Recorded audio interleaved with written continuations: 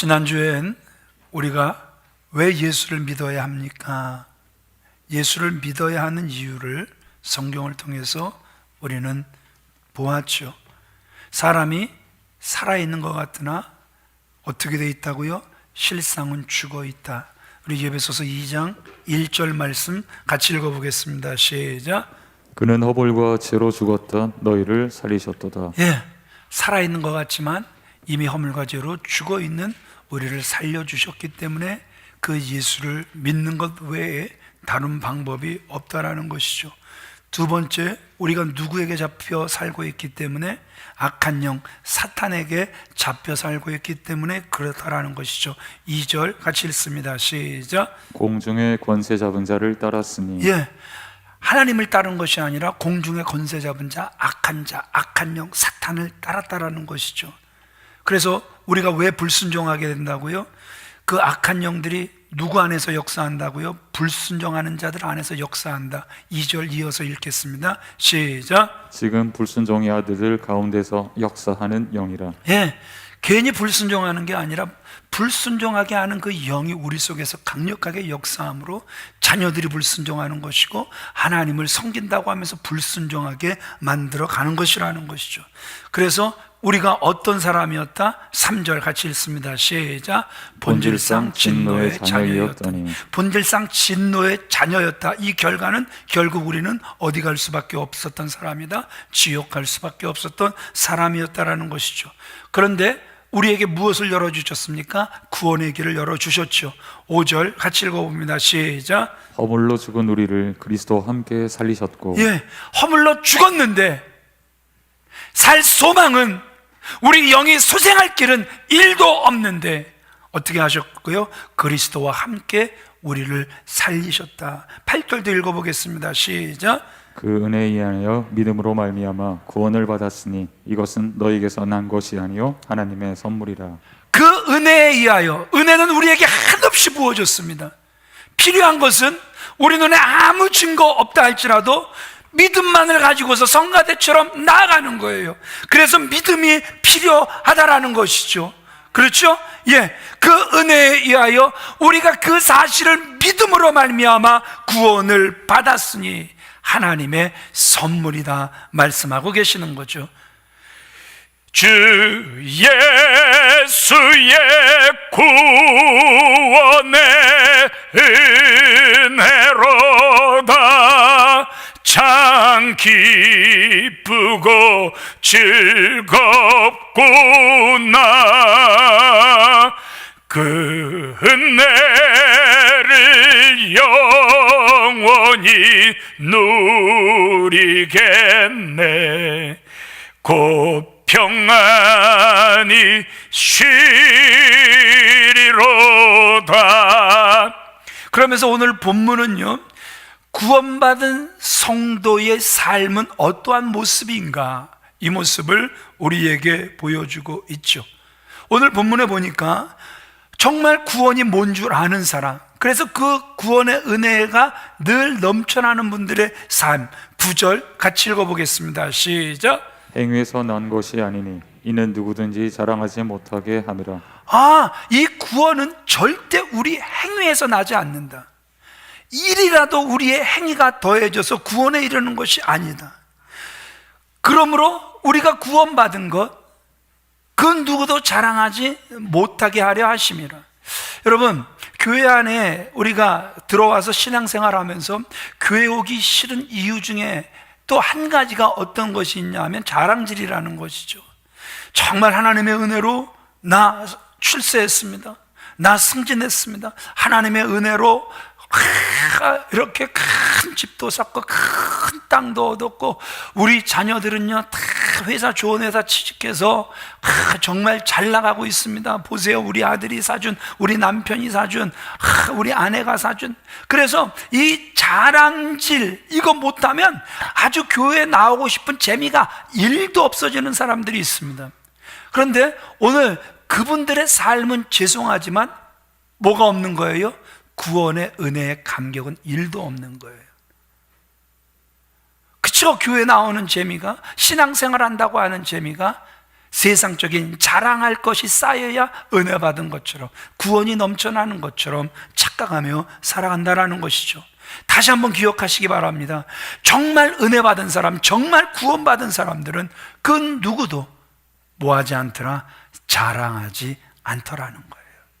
하나님께서 우리에게 이렇게 은혜를 주시는 것은 두 번째, 오늘 본문에 보니까 구원받은 자의 삶을 살게 하려 하심인 거예요. 자, 그러면 도대체 구원받은 자의 삶이 무엇인가? 10절 같이 읽어보겠습니다. 시작. 우리는 그가 만드신 바라 그리스도 예수 안에서 선한 일을 위하여 지으심을 받은 자니. 왜 우리를 구원해 주셨는가? 왜 그 은혜의 선물을 허락하셨는가? 다른 게 아니라는 것이죠. 선한 일을 위하여 우리를 구원해 주셨음을 오늘 성경은 아주 분명하게 말씀하고 계신다라는 것이죠. 그러면 도대체 그 선한 일이란 무엇일까? 다른 게 아니죠. 선한 일이란 우리가 한량없는 은혜를 받았듯이 그 한량없이 그 받은 넘치는 은혜를 흘려보내는 삶을 사는 것, 이것이 선한 일이라는 것이죠. 믿으십니까? 아멘이십니까? 예. 여러분, 질문하겠습니다. 여러분들은 가족이나 그 성도들에게나 주변 사람들에게나 정말 저분은 은혜가 넘치는 사람이야, 이런 소리를 듣습니까? 여러분들은 남의 허물과 남의 부족함을 입으로 내서 잘 덮어주시는 분들이십니까? 만약 그렇지 못하다면 원인은 다른 데 있지 않습니다. 아직도 저와 여러분들이 하나님께서 베푸신 그 구원의 은혜를 누리지 못하는 거예요. 그 구원의 은혜를 누리는 사람들은 저절로 어떤 삶을 살게 된다고요? 선한 삶, 그 은혜를 흘려보내는 삶을 살아가게 돼 있다라는 것이죠. 이사야 43장 1절을 우리 같이 읽어볼까요? 시작. 너는 내 것이라. 4절도 이어 읽습니다. 시작. 내가 너를 보배롭고 존귀하게 여기고 너를 사랑하였은즉. 와우, 하나님이 이스라엘 백성들을 아주 보배롭고 존귀하고 더 나아가서 사랑하셨은즉. 그러니까 이 말씀만 우리가 이렇게 보면은, 야, 이스라엘 백성들이 사랑받을 짓을 어마어마하게 많이 했나 보다, 이렇게 생각할 수 있어요. 그런데 그 이어지는 말씀들이 그렇지를 않습니다. 우리 8절 같이 읽어보겠습니다. 시작. 눈이 있어도 소경이요 귀가 있어도 듣지 못하는 백성을 이끌어내라. 눈이 있어도 소경이라는 거예요. 눈이 있어도 하나님께서 베푸신 그 은혜를 못 보는 거예요. 귀가 있어도, 그래서 아무리 말씀을 통해서 하나님이 우리에게 이렇게 어마어마한 은혜를 베푸셨습니다 외쳐도 귀는 있는 것 같은데 이 하나님의 은혜의 말씀을 들을 귀가 없는 거예요. 그럼에도 우리가 보세요. 하나님이 우리를 보배롭고 존귀하고 사랑하시기까지 했다. 얼마나 감사합니까? 근데 하나님에 대해서 우리가 잘못 알고 있는 거예요. 그 하나님을 잘못 이해하는데 그 하나님은 무섭다라는 거예요. 오늘도 예배 안 드리면 주중에 매 맞을 것 같아서 또 이 자리에 앉아 계시는 분도 있다라는 것이죠. 까다롭고 그 하나님 지금까지 내가 믿어본 결과 아주 인색해, 이렇게 여기시는 분들이 있어요. 그것은 하나님의 은혜를 믿음으로 받은 성도의 마음이 아니라는 것이죠. 우리가 자녀를 키우죠. 자녀들을 키우다 보면 그 자녀들을 통해서 보는 게 딱 있어요. 진짜 많은 자녀들을 키우는 것도 아니고 딱 2명 키우는데 그 자녀들을 통해서 보는 것은 뻔뻔함의 극치예요. 와, 어쩌면 저렇게 뻔뻔할까? 세상에 보세요. 자기들 방 잘 정리합니까? 먹은 거 설거지 잘 합니까? 뭘 시키면 왜 이런 걸 시키냐고 하고, 그러면서도 해달라는 것은 엄청 많고, 좀 서운하게 하면 도대체 해준 게 뭡니까 이러고. 여러분, 지독히 말을 안 들으면서도 집에 들어올 땐 당당해요. 얼마나 당당한지 몰라요. 죄인처럼 들어오는 모습을 한 번도 못 봤습니다. 양심이 있다면 집에 들어오기 전에 부모님, 부족한 건 많은데 그래도 들어가도 될까요? 이렇게 전화라도 하고 들어왔으면 정말 좋겠는데 얼마나 뻔뻔하고 양심도 없는지 몰라요. 그러면서도 자녀들에게 한 가지 믿음이 있는데 이 믿음은 변함이 없어요. 뭐예요? 부모님 집은 내 집이다. 아주 흔들리지 않는 믿음은 있다라는 것이죠. 여러분, 우리가 주위 사람들을 통해서 여러분들 어떤 평을 받습니까? 참 저분은 늘 기쁨과 사랑과 용서와 나눔의 사랑이다, 나눔의 사람이다, 이런 느낌을 주고 계십니까? 아니면 정말 저 사람 예수는 믿는다고 하는데 인색해, 커피 한잔 한 사, 까다로워, 용서가 없어, 아주 마음이 굳어 있어, 오히려 이런 소리를 듣고 있습니까? 만약에 이런 소리를 듣는다면 우리는 은혜 생활을 하지 못하고 아직도 어떻게 보면 율법의 매인 생활을 하고 있을 수 있다는 것이죠. 그 레이몬드 릴리라는 흑인 청년이 무슨 원한이 그렇게 많이 쌓여 있는지 내가 오늘 목사를 죽이겠다 이러면서 벽돌 한 장을 싸들고 교회에 들어갑니다. 그걸 알 리 없는 목사님이 얼마나 열심히 설교를 하는지. 그런데 놀라운 것은 그 말씀을 통해 하나님께서 그 살인의 영으로 가득했던 그 레이몬드 릴리, 그 흑인 청년의 마음을 터치를 하셨어요. 그래서 죽이려고 들어갔다가 오히려 마음의 변화를 받아 예수를 구주로 영접해서 변화된 삶을 살게 됐어요. 그가 후에 세계 최대 자선병원인 시카고의 그 쿠크 카운티 병원의 원목이 됩니다. 질병에 시달리는 가난한 사람들을 헌신적으로 그 돌보는 목사가 됐는데 어떤 별명을 얻게 되냐 하면 흑인이지만 선한 사마리아인이다, 이런 그 명성을 얻게 됩니다. 그도 이제 세월이 흘러가 이제 하나님 앞에 섰습니다. 그 릴리 목사님의 그 장례식 때 그 예배당에 그 관뿐만 아니라 그 시커멓게 손때 묻은 벽돌 한 장이 그 관 위에 올려져 있습니다. 아니, 웬 장례식 때 저 벽돌, 웬 벽돌, 성도들이 수근수근 됩니다. 그때 설명이 이어지죠. 이 레이몬드 릴리 목사님이 그 청년 시절 목사님을 죽이려고 벽돌을 들고 들어갔다가 하나님을 만나 그 하나님의 사랑에 녹아져서 기쁠 때뿐만 아니라 슬플 때, 괴로울 때, 분노가 치밀어 오를 때에도 나같이 살인의 영으로 가득 찼던 하나님을 은혜로 구원하셨지. 그 벽돌을 붙잡고 하나님 앞에 그 눈물로 그 기도했기 때문에 그 벽돌이 시커매진 것입니다. 이런 설명이 들려졌죠. 여러분, 진짜 은혜를 아는 성도의 삶이 이런 거라는 것이죠. 하나님께서 나에게 베푸신 그 은혜 부여잡고 나같이 살인의 영으로 가득 찼던 이 벌레 같은 인간을 하나님은 용서하셨지. 죽는 순간까지 그 은혜를 누리며 살아가는 것이란 말입니다. 한 자매가 이렇게 고백을 합니다. 목사님, 저는 모태신앙이었습니다. 교회를 떠난 적도 없고 예배에 빠진 적은 한 번도 없는데, 그런데 너무나도 바리새인 같은 믿음을 가졌습니다. 기쁨도 사라졌고 감격도 사라졌고 무엇보다 모든 사람들을 그 비판만 하고 살았습니다. 목사님도 장로님도 부모님도 교회에 대해서도 끊임없이 저는 부정적이었습니다.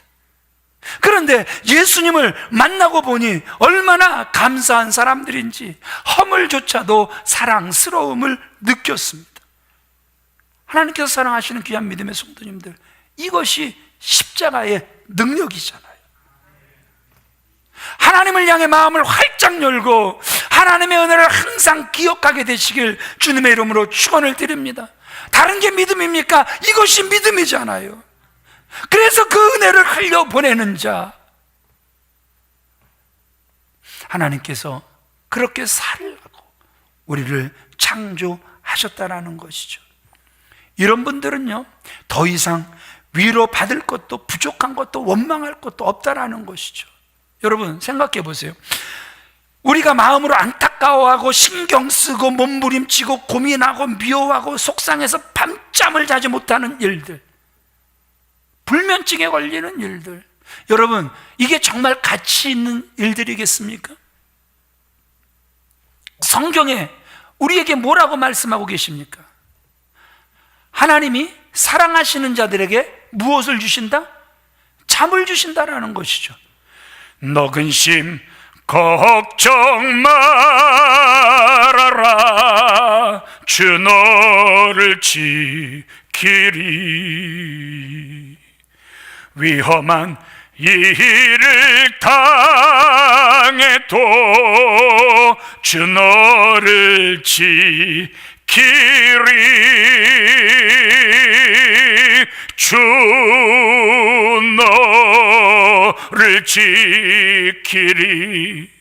아무 때나 어디서나 주 나를 지키리.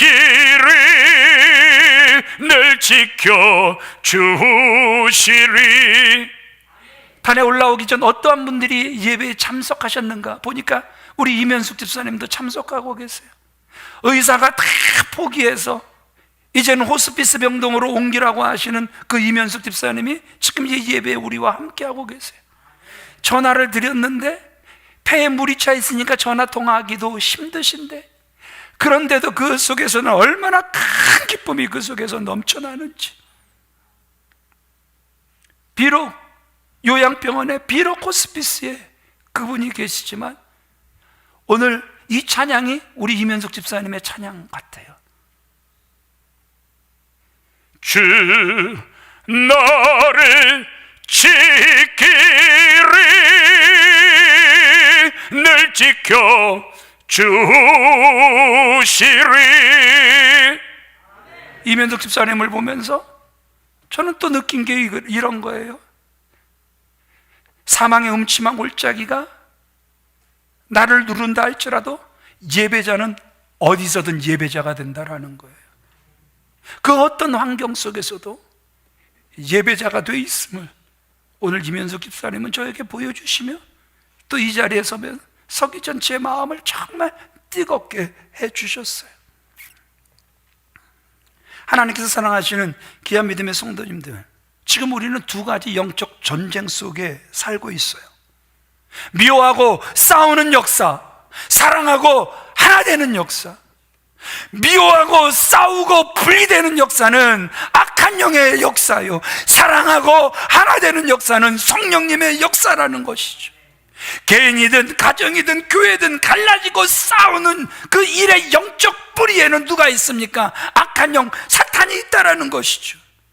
만약 우리가 이 진리를 조금이라도 깨닫는다면 그렇게 싸우고 분리되고 갈라지지는 못할 것이란 말입니다. 근데 여러분, 참 신기한 건 이런 거죠. 싸우지 마, 차라리 사랑하면서 살아. 부모님들이 자녀들에게 늘 가르치는 말입니다.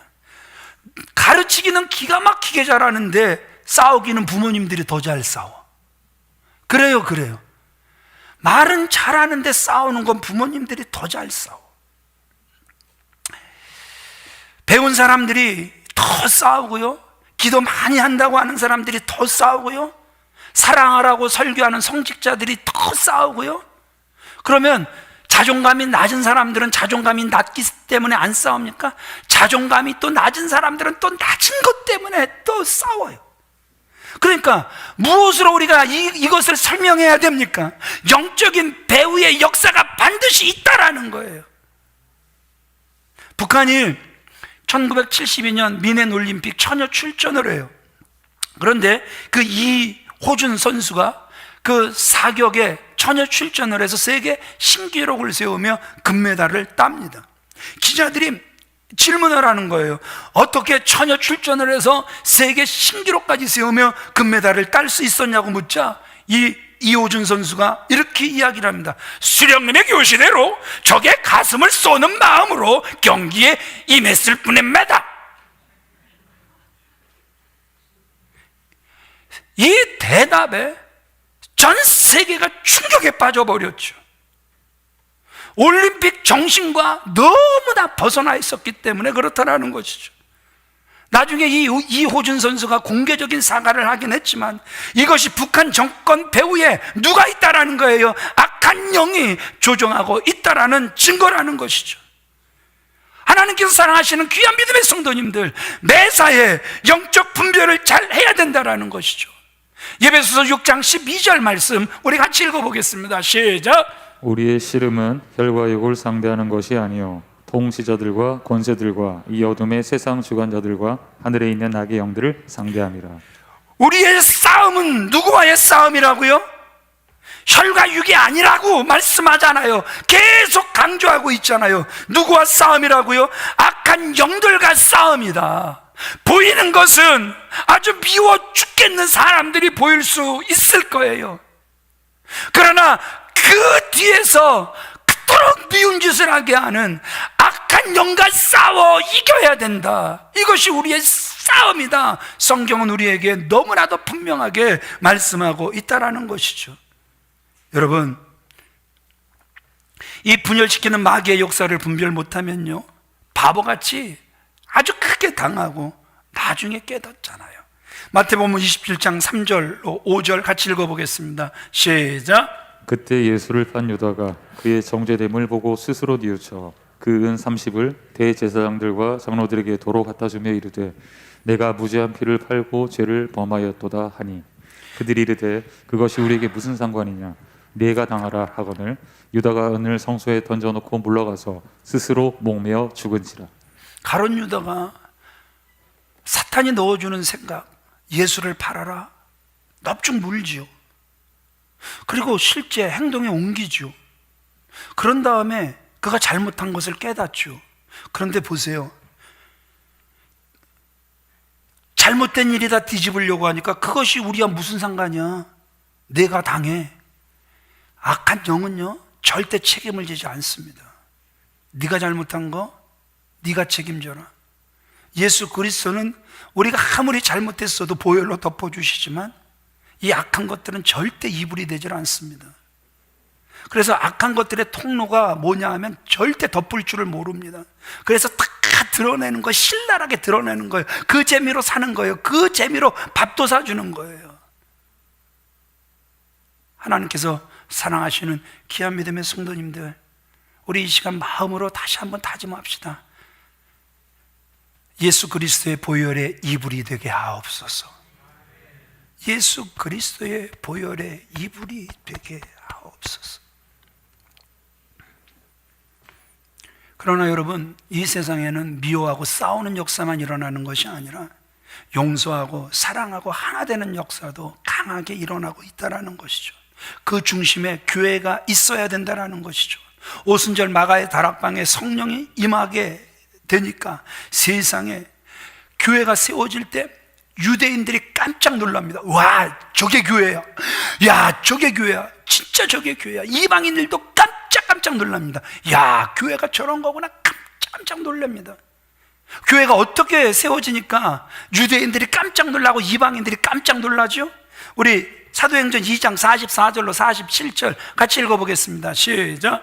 믿는 사람이 다 함께 있어 모든 물건을 서로 통용하고 또 재산과 소유를 팔아 각 사람의 필요를 따라 나눠주며 날마다 마음을 같이하여 성전에 모이기를 힘쓰고 집에서 떡을 떼며 기쁨과 순전한 마음으로 음식을 먹고 하나님을 찬미하며 또 온 백성에게 칭송을 받으니 주께서 구원받는 사람을 날마다 더하게 하시니라. 하나님께서 베푸신 구원의 은혜가 너무너무 크니까 나 같은 죄인을 살리기 위하여 예수 그리스도께서 십자가에 못 박혀 죽어주신 그 사랑의 은혜가 믿어지니까 특징이 뭐예요? 소유를 자기 것이라고 주장하는 사람이 한 사람도 없었다라는 거예요. 그 모습을 유대인들이 보며 깜짝 놀라는 거예요. 그 모습을 이방인들이 보며 깜짝 놀라는 거예요. 저 모습이 교회구나. 지금 교회의 참 모습을 상실한 이 교회들의 모습 보고 실망하지 마시고 정말 우리가 세워가야 할 교회의 진짜 모습은 바로 이 모습이라는 것이죠. 사도행전 10장에 가서 보면 그 이방인 최초의 성령의 충만함을 받는 사건이 그 이방인, 그 로마의 백부장 고넬료에게 나타나죠. 당시로선 그 이방인에게 성령이 임한다? 이건 상상도 안 했죠. 그런데 이방인 고넬료가 성령 충만함을 받는 이 자체가 그들에게 충격이 되어버렸죠. 유대인들이 이방인들을 어느 정도로 생각을 했습니까? 하나님께서 왜 그들을 창조하셨다라고 생각을 했습니까? 지옥 불의 땔감을 만들기 위해서 그들을 창조하셨다. 이 유대인들의 교만은 이렇게 이방인들을 생각했다라는 것이죠. 그래서 이방인 여인이 출산하는데 그것을 도와주면 율법을 어기는 게 됐다 그러죠. 그렇게 고통 중에 있는 그 여인을 돕는데 그것이 죄가 될까? 또 지옥에 땔감이 또 하나 세상에 태어나는 일을 도왔기 때문에 그것이 죄다, 이렇게까지 이야기를 했다라는 것이죠. 그런데 성령이 딱 임하고 나니까 교회가 세워지는데 이방인이나 유대인들이나 주 안에서 하나가 되는 모습을 우리에게 보여주고 있다라는 것이죠.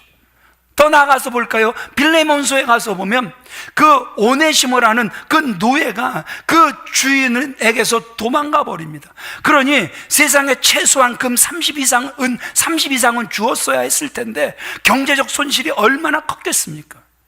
그런데 세상에 이 빌레몬이 이 도망간 노예 오네시모를 어떻게 받아들이는 거예요? 형제로 받아들이는 거예요. 이방인인데다가 노예이기까지 한 오네시모를 용서하고 형제로 받아들이더란 말입니다. 이것이 당시 교회였고 이 역사 때문에 초대교회는 강력한 교회였다라는 것이죠. 사람들은 교회 안에서 진정한 하나님의 기적, 하나 되게 하심을, 그래서 넘치는 사랑의 모습을 보았다라는 것이죠. 우리 이 부분을 같이 읽어보겠습니다. 시작. 많은 성도가 용서하고 사랑하고 하나 되려고 노력하고 결심해도 안 된다 말합니다. 낙심할 일이 아니라 당연한 일입니다. 하나 되고 사랑하는 것은 배우고 가르치고 주장해서 되는 것이 아닙니다. 하나님께서는 하나 되라, 화해하라, 용서하라, 사랑하라 명령만 하셨다면 우리 마음은 더욱 다칠 것입니다.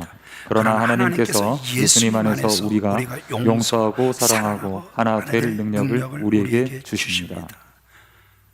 사랑해야 돼, 용서해야 돼, 이해해야 돼, 섬겨야 돼.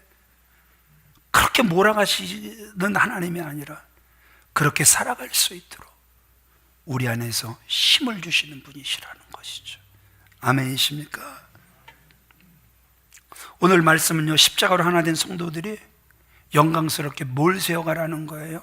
성전을 세워가라, 이런 말씀이에요. 21절에 이따가 또 읽겠지만 그의 안에서 건물마다 서로 연결하여 주 안에서 성전이 되어 가고. 하나님은 성전이 세워지기를 원해요. 저와 여러분들의 섬김의 삶 속에 누구 하나 상처받지 않고 소외되지 않고 서로 끊어짐 없이 연결된 아름답고 견고한 성전이 되어지길 원하신다라는 것이죠. 그러면서 이것이 한 가지 사실에 근거해서 말씀하고 있는 거죠. 우리가 어떤 사람인지 알라는 거예요. 그러므로 생각하라. 11절, 그러므로 생각하라. 그럼 도대체 무엇을 생각하라는 것입니까? 1절에 너희는 허물과 죄로 죽었다. 이것을 생각하라는 거예요. 그런데 십자가의 피로 죽었던 우리가 이제는 살았다라는 거예요. 그러니까 따라합시다. 교회는 죽었다가 산 사람들의 모임이다. 그러니까 교회는 죽으려고 했다가 못 죽어 하면서 모인 사람들의 모임이 아니라 아이고 나 죽었네, 죽었는 줄 알았더니 잠깐 기절했다가 깬 그러한 모임들이 아니라 교회는 오늘 뭐라고 말씀하고 계신다고요? 죽었다가 살아난 사람들의 모임이다, 이렇게 우리에게 말씀하고 있다라는 것이죠. 그러므로 용서 못하고 하나 되지 못할 그 어떤 문제도 없다라는 것이죠. 그러기에 오늘 스스로에게 한번 질문해 봅시다. 넌 죽었다가 살았니? 시작. 양심의 반응도 들을 수 있었으면 참 좋겠어요. 기도는 그거니까 올려드리기만 하는 것이 아니라 이제는 나의 영혼이 잠잠히 그분께서 하시는 말씀도 들을 수 있어야 되니까요. 우리 옆 사람하고 이렇게 한번 인사해 볼까요? 당신은 죽었다가 사셨습니까? 시작. 아니 왜들 안 쳐다보세요? 쳐다보시라니까. 당신은 죽었다가 사셨습니까? 시작. 사실 우리가 굉장히 기초적인 것을 계속해서 나누고 있지만 사실 이 기초적인 게 건너뛰고 그래서 이 기초가 이루어지지 않는 교회들은 흔들릴 수밖에 없는 거예요. 심하게 흔들릴 수밖에 없는 거예요. 왜요? 기초가 튼튼하지 못하니까. 죽었다가 살아난 베이스에 교회가 세워져야 된다. 제가 새벽 말씀을 강해를 하면서 그 다윗이 오르난 타작마당에 딱 왔을 때 세상에 그 죽음의 천사가 서 있는 걸 봐요. 하나님이 더 그 전염병으로 더 죽이시려다가 그 7만 명으로 딱 끝내시죠. 그런데 다윗이 그 오르난 타작마당에 딱 서면서 뭘 보는 거예요? 그것이 성전이라는 거예요. 그러면서 그 역대하 3장 1절에 솔로몬이 직접 그 성전을 질 때 쭉 나열해 놓는데 보니까 거기가 어디냐 하면 모리아산이에요. 예루살렘 모리아산. 그러면 여러분, 성전은 어디에 지어지는 거예요? 희생이 있는 곳. 무슨 희생? 죽음의 희생. 이삭이 죽었다가 살아난 거잖아요. 하나님이 그렇게 받으셨잖아요. 성전은 그런 자리에 세워지는 거예요. 아멘이십니까? 그리고 또 성전은 어디에 세워지는 거예요? 하나님이 용서하셨다. 그렇죠? 그 이스라엘 백성들을 용서하신 자리. 그래서 용서의 기쁨을 아는 자들이 그곳에 성전을 세우는 거란 말입니다. 그러니까 교회를 제대로 아세요. 교회는 죽음의 희생이 있는 곳에 세워지는 것이고, 교회는 하나님이 우리에게 베푸신 용서가 얼마나 큰지를 아는 곳에 세워지는 게 성전이라는 것이죠. 계속해서 그 성전 위에 저와 여러분들이 서 계시기에 계속해서 그 주님의 사랑을 흘려보내는 거룩한 통로로서의 삶을 살아가게 되시길 우리 주 예수 그리스도의 이름으로 축원을 드립니다. 이 부분도 같이 읽어보겠습니다. 시작. 어떤 사람은 왜 내가 먼저 손 내밀어야 하고 왜 나만 손해봐야 합니까? 내 사정을 알면 용서하라 하나 되라 말하지 못한다 말합니다. 그러나 우리의 죄를 대신 지고 십자가의 고통당하며 죽으신 예수님을 바라보게 된다면, 그리고 그 십자가 고통이 나의 죄를 용서하고 하나님과 화목하기 위한 희생 제물이 되셨음을 깨닫는다면 그런 말 할 사람이 아무도 없습니다. 우리가 많이 듣는 말씀들이잖아요. 진짜 네가 나를 알면 너 용서해라, 이해해라, 그 이불이 되라, 이딴 소리 못해. 어떻게 보면 그 말을 딱 들을 때 막 우리가 찔릴 수도 있죠. 그러나 우리의 죄를 대신 지고 십자가에 고통당한 그 예수 그리스도를 정말 눈이 열려 바라보게 된다면, 그리고 그 십자가의 죽음의 고통이 나의 죄를 용서해 주셨다라는 그 사실을 우리가 깨닫게 된다면, 그렇게 말할 수 있는 사람은 죄송하지만 한 사람도 없다. 우리가 아직도 예수 그리스도의 그 십자가의 사랑을 모르기 때문에 그렇게 말을 한다, 감히 말씀하고 있다라는 것이죠. 다시 한번 말씀드립니다. 십자가의 사랑과 용서를 한다면 용서하지 못할 사람, 화해하지 못할 사람이 없다라는 것이죠. 그 누구의 강요가 아닌 자신 스스로 먼저 손을 내밀며 화목을 요구할 수밖에 없다라는 것이죠. 예수 안에서 우리 화목됐네. 예수 안에서 우리 화목됐네.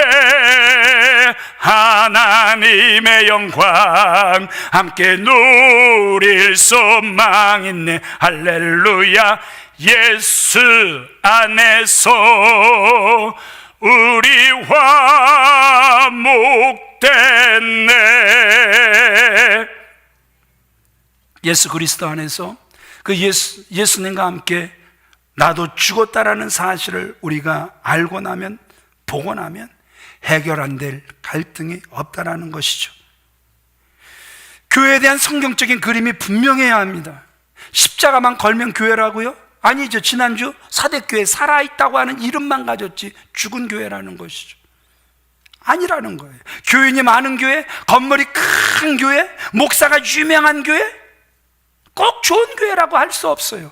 만약 아무리 유명해도 그 교회 안에 다툼과 분열이 있다면 예수님이 주인인 교회는 아니라는 것이죠.